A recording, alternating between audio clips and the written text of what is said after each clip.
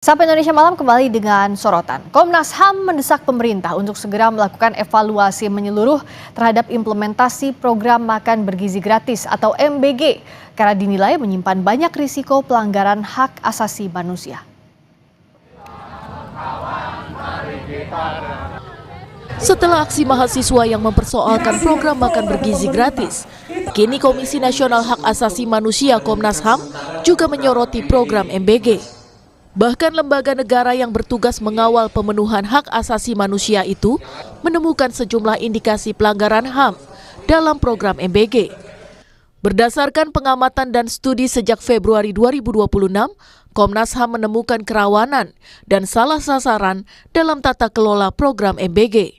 Selain masalah sasaran, Komnas HAM juga menemukan maraknya kasus keracunan pangan massal akibat lemahnya standar keamanan dan higienitas. Komnas HAM juga bilang ada persoalan lemahnya perlindungan kerja bagi petugas satuan pelayanan serta adanya tindakan intimidasi atau pelaporan ke polisi terhadap masyarakat yang menyampaikan kritik di media sosial. Adanya indikasi kuat telah terjadinya pelanggaran HAM dalam pelaksanaan program MBG, diantaranya pelanggaran terhadap hak atas kesehatan, satu, kedua hak anak, kemudian yang ketiga hak atas pangan, keempat hak atas kebebasan berpendapat dan berekspresi, kelima hak atas informasi, ketujuh hak atas pekerjaan yang layak, dan kedelapan hak atas pemulihan bagi korban. Komnas HAM merasa penting untuk menyampaikan 9. Jadi kami ada 9 rekomendasi kepada pemerintah untuk mendorong perbaikan tata kelola MBG. Pelaksanaan program MBG juga menjadi perhatian kelompok mahasiswa dalam aksi unjuk rasa di berbagai daerah. Selain menuntut perbaikan ekonomi, mereka meminta evaluasi program MBG. Kami meminta agar harga bahan pokok dan juga BBM diturunkan. Kami meminta dihentikan program-program prioritas pemerintah seperti MBG dan juga Kopda. Kita menuntut untuk pemberhentian MBG sementara, yang dimana kita melihat adanya dengan kondisi ekonomi hari ini, tapi MBG itu terus diberjalankan, karena itu cukup menguras APBN dan cukup mengganggu konsentrasi ekonomi yang hari ini terjadi. Bahkan kritikan soal program MBG juga disampaikan saat pertemuan mahasiswa dengan Wakil Presiden Gibran Rakabuming Raka. Untuk memperbaiki dan mengevaluasi segala bentuk yang janggal di negara hari ini. Tentunya MBG dan KDMP kan waktu kepada pemerintah hari ini 5 kali 24 jam ketika tuntutan-tuntutan yang kami sampaikan, maka kami tetap akan di dalam untuk melakukan apa aja tadi. Kepala Badan Komunikasi Pemerintah RI, Bakom RI, Muhammad Kodari, menjawab aksi mahasiswa yang terjadi pekan ini. Kodari menyebut Presiden Prabowo Subianto adalah panglima terdepan menghentikan pemborosan APBN. Kodari mengatakan, mengenai tuntutan pertama, misalnya terkait pemborosan APBN yang dilakukan oleh Pak Prabowo, justru selama ini adalah menghentikan pemborosan di berbagai sektor. Jadi kalau soal kebocoran, Bapak Presiden adalah panglima paling depan, panglima dalam melawan kebocoran. Karena itu, beliau harus didukung oleh teman-teman mahasiswa. Setelah kasus korupsi terkuak, Badan Gizi Nasional berjanji memperbaiki tata kelola program makan bergizi gratis. BGN juga berjanji akan melakukan efisiensi anggaran. Tim Liputan, Kompas TV. Komnas HAM mendesak pemerintah untuk mengevaluasi menyeluruh terhadap implementasi program makan bergizi gratis atau MBG karena dinilai menyimpan banyak risiko pelanggaran hak asasi manusia. Kita akan membahasnya bersama dengan Komisioner Komnas HAM, Pramono Ubaid Tantowi, dan juru bicara Partai Gerindra, Astro Feligen. Selamat malam, Mas Pramono, juga Mas Astro. Ya, selamat malam, Mbak. Pramono. Terima kasih sudah hadir di diskusi Sapa Indonesia Malam. Saya ke Mas Pramono dulu. Kalau dari yang dipaparkan Komnas HAM tadi, sebenarnya dari hal yang kompleks tersebut, indikasi penyimpangan yang harus segera ditangani menurut rekomendasi Komnas HAM, yang poin mana, Mas Pramono? Satu, terutama soal fokus penerima manfaat, gitu ya. Jadi tujuan awal dari MBG ini kan memang mengatasi stunting, gizi buruk, gitu ya, malnutrisi lah, gitu ya. Ya. Itu tujuannya bagus, gitu. Karena memang harus kita akui di masyarakat kita masih banyak keluarga prasejahtera yang anak-anaknya mengalami gizi buruk. Nah, karena itu ketika program ini dijalankan dan diberikan kepada semua siswa dari semua kalangan, maka potensi ketidaktepatan sasarannya menjadi sangat tinggi gitu. Kalau dari studi yang kami lakukan, inclusion error-nya gitu ya, jadi kelompok sasaran yang seharusnya tidak menerima MBG itu kira-kira 36%, jadi lebih dari sepertiga itu penerima MBG itu adalah masyarakat yang seharusnya tidak menerima gitu. Jadi itu pertama. Lalu yang kedua, mitigasi risiko keracunan pangan itu juga harus diperbaiki di banyak hal gitu. Jadi dari sisi misalnya dari sisi standar minimal saja SLHS gitu ya. Seharusnya sejak awal ketika SPBG berdiri itu harus sudah memiliki SLHS gitu ya, sertifikat layak higien sanitasi. Tapi sampai Mei kemarin dari 27.000 sekian SPBG yang berdiri baru 57% yang punya SLHS, padahal itu adalah standar minimal. Lalu soal IPA-nya, lalu soal pegawai petugas pengolah makanannya itu jadi masih banyak sekali yang harus diperbaiki untuk memitigasi risiko keracunan pangan. Belum lagi soal mekanisme tanggap darurat gitu ya, pertanggungjawaban, lalu kemudian hak atas pekerjaan yang layak bagi para pegawai SPPG. Mereka ini jumlahnya kan sekarang ini kan sudah sangat besar sekali. Kalau 27.000 kali 50 saja itu sudah berapa jumlahnya yang itu tidak terikat pada undang-undang ketenagakerjaan yang benar gitu. Jadi tidak diatur sesuai dengan selayaknya.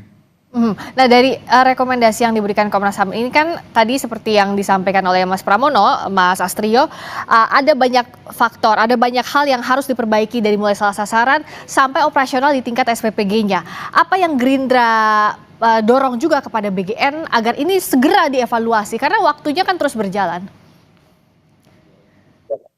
Partai Gerindra tentu saja kami menghargai dan berterima kasih atas segala kritik-kritik yang ditujukan. Karena kritik ini merupakan bagian daripada kritik yang membangun sehingga kedepannya tata kelola dan pelaksanaan daripada program ini dapat berjalan dengan baik.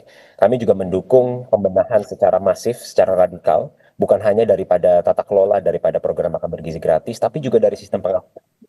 Jadi pengawasan ini bukan lagi harus hanya melibatkan dari internal, melalui internal dari Badan Gizi Nasional ataupun melalui juknis-juknis yang ada, tapi pengawasan ini juga harus melibatkan pihak eksternal. Nah, ketika kita berbicara pihak eksternal, artinya kita berbicara kementerian dan lembaga lainnya.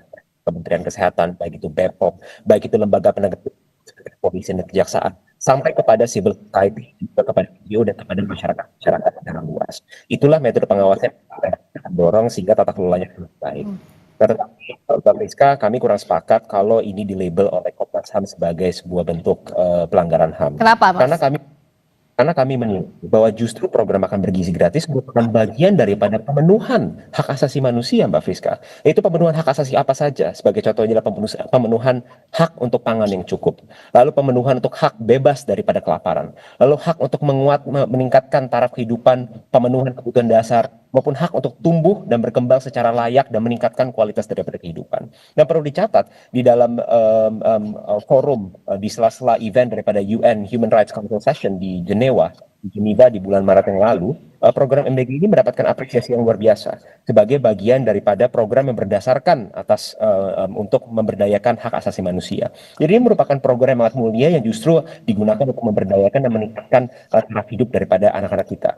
Lalu yang kedua, garis bawahi, Mbak Friska, kita juga perlu objektif menilai program ini berdasarkan angka-angka yang sudah ada. Kami juga menyesalkan, kami marah, kami kecewa terhadap penyimpangan yang sudah terjadi. Dan kami mendorong, kami berada di garda terdepan untuk mendorong revitalisasi daripada tata kelola yang sudah ada. Tetapi Mbak Friska, kita juga harus menilai spillover effect-nya. Apa saja?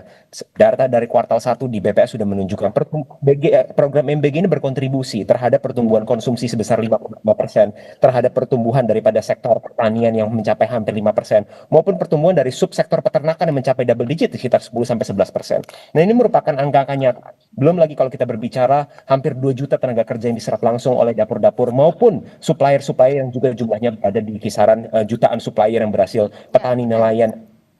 Jadi ini merupakan program dengan tujuan yang mulia, dampaknya nyata, tapi kita setuju evaluasinya harus dilakukan agar pelaksanaannya dapat terjadi dengan betul. Evaluasinya Gerindra setuju tadi kata Mas Astrio, tapi tidak setuju dengan terminologi pelanggaran hak asasi manusianya, Mas Pramono.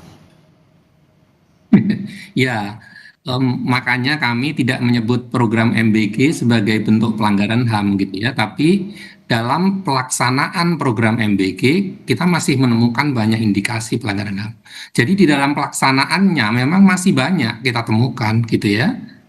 Tadi misalnya dari program MBG ini misalnya setelah direkrut mendekati 1,5 juta petugas gitu ya, jadi 27.000 kali 50 lah misalnya, itu sudah mendekati 1,5 juta. Tetapi mereka tidak punya ikatan kontrak yang jelas, status mereka oleh BGN dianggap sebagai relawan, tapi mereka sebagai pekerja. Jam kerjanya bagaimana? K3-nya bagaimana? Lalu kami minggu yang lalu menerima pengaduan dari warga yang mereka adalah satu orang pegawai SPPG. Ketika jalan menuju ke SPPG dia mengalami kecelakaan karena dia dia punya BPJS, dia butuh operasi besar tapi dia tidak bisa klaim. Dia tidak bisa klaim BPJS. Sementara dia butuh pembiayaan besar oleh BPJS Kesehatan. Ini harusnya BPJS Ketenagakerjaan, tapi karena mereka bukan tenaga kerja, maka tidak bisa didaftarkan sebagai BPJS Ketenagakerjaan. Itu contoh bagaimana 1,5 juta orang itu rentan mengalami pelanggaran hak asasi manusia jika ini tidak diperbaiki dari sisi jaminan sosial ketenagakerjaannya, belum lagi soal jam kerjanya, soal K3-nya gitu. Jadi bukan soal program MBG-nya, tetapi soal bagaimana ini dilaksanakan, itu banyak sekali celah-celah terjadi pelanggaran hak asasi manusia. Jadi di situ sebenarnya kami ingin bicara. Itu salah satu contoh saja. Nah, karena itu di mana sebenarnya yang jadi masalah selama ini dan apa yang harus diperbaiki dalam waktu dekat? Sesaat lagi di Sapa Indonesia Malam.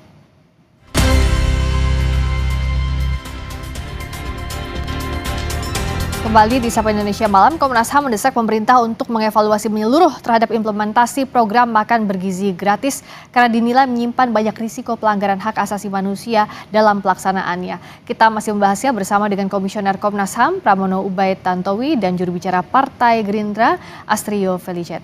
Saya ke Mas Astrio. Jadi tadi dalam pelaksanaannya sebenarnya yang jadi masalah. Kalau Gerindra melihat ini siapa yang salah berarti? Apakah BGN? Ya, tentu saja ini merupakan bagian dari evaluasi total tata kelola ya Mbak Friska. Kalau kita berbicara produk hukumnya sudah ada, kita memiliki Perpres 115 tahun 2025 yang mengatur tentang tata kelola. Nah, di dalam tata kelola ini sudah diperkenalkan beberapa measures yang ditujukan untuk menindaklanjuti. Kalau kita ingat di tahun lalu sudah ditemukan beberapa insiden-insiden dan langsung ditindaklanjuti melalui instrumen Perpres ini. Di antaranya adalah dengan menggunakan alat pencuci ompreng, dengan menggunakan test kit agar memaksimalkan food safety supaya tidak ada toleransi untuk lagi ada makanan yang tidak fresh atau bahkan mengandung untuk mencegah kasus daripada keracunan. Ini merupakan bagian daripada mitigasi-mitigasi yang sudah dijalankan. Tetapi ke depan tentu saja tata kelola ini harus semakin dipertajam. Kita mendorong Badan Gizi Nasional di bawah kepemimpinan pucuk pimpinan yang baru untuk dapat mengevaluasi kembali SOP maupun juknis-juknis yang sudah diadakan. Baik itu mulai dari pengadaan barang fresh, barang bahan bakunya, penyimpanannya, penyiapannya, sampai pengantarannya dan juga pencuciannya, itu semua harus dilakukan evaluasi secara menyeluruh. Juga kami mendorong Badan Gizi Nasional untuk juga dapat memberdayakan kantin-kantin sekolah, terutama di daerah-daerah 3T, yang dimana memang model seperti itu kami rasa juga lebih cocok dilaksanakan dibandingkan dengan model dapur tersentralisasi yang mungkin itu akan lebih cocok di daerah-daerah yang urban atau daerah-daerah yang padat, di mana memang lebih masuk akal untuk melakukan distribusi itu melalui sebuah central kitchen. Nah, perbaikan ini merupakan rangkaian evaluasi menyeluruh, dan kami Partai Gerindra berkomitmen melalui perwakilan kami yang ada di DPR RI maupun di DPRD tingkat provinsi maupun tingkat kabupaten untuk semakin menggencarkan pengawasan. Seluruh kader-kader kami, anggota-anggota DPR dan DPRD juga akan bergerak langsung turun ke lapangan, berinteraksi langsung dengan SPPG, dengan para pekerja-pekerja untuk menindaklanjuti tadi masukan yang disampaikan oleh Pak Pramono juga terkait perlindungan daripada tenaga kerja di dapur-dapur, dan juga untuk berinteraksi langsung dengan para penerima manfaat untuk memastikan bahwa tata kelola ini benar-benar dirubah sehingga perbaikan-perbaikan ini dapat dirasakan langsung manfaat oleh masyarakat. Nah, untuk evaluasi tadi, Mas Pramono, rekomendasi dari Komnas HAM itu ditujukan kepada siapa saja untuk memperbaiki loophole yang selama ini ada?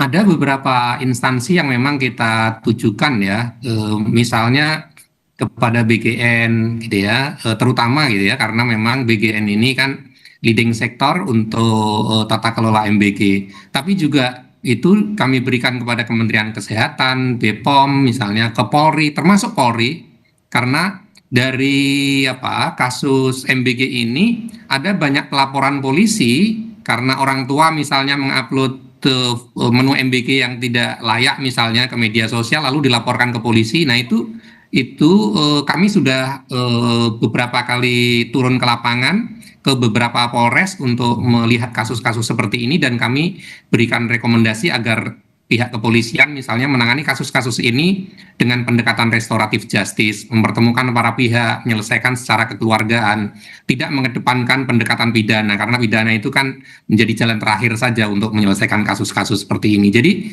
ada banyak lembaga yang kami berikan rekomendasi karena memang program ini sangat kolosal begitu ya, dan banyak pihak seharusnya terlibat. Saya setuju dengan Mas Astrio tadi, fungsi pengawasan itu harus diperkuat, terutama fungsi pengawasan eksternal.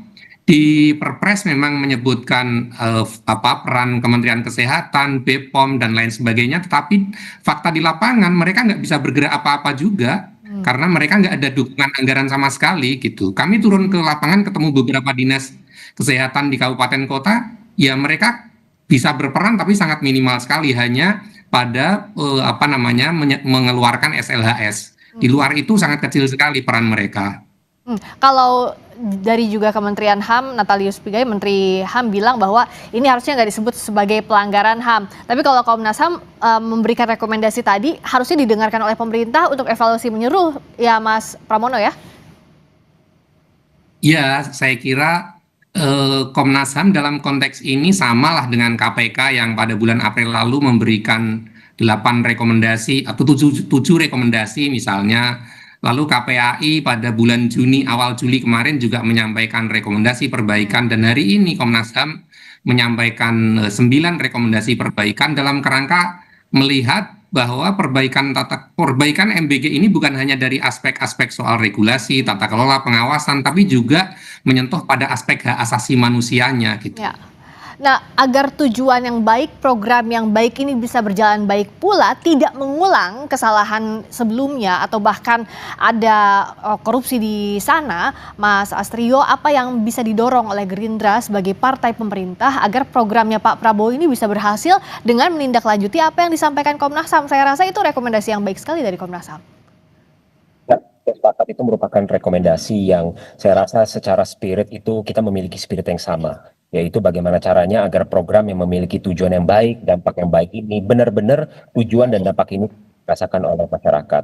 Nah, maka itu Mbak Friska, Partai Gerindra akan terus menjalankan fungsi pengawasan di DPR RI, mendorong pemerintah untuk 2 hal. Yang pertama adalah memperketat pengawasan, tadinya seperti saya sampaikan, baik itu internal maupun eksternal, melibatkan kementerian lembaga dan juga civil society dan juga masyarakat luas. Tapi yang paling penting adalah Mbak Friska, ini kedepannya evaluasinya harus dijalankan secara transparan.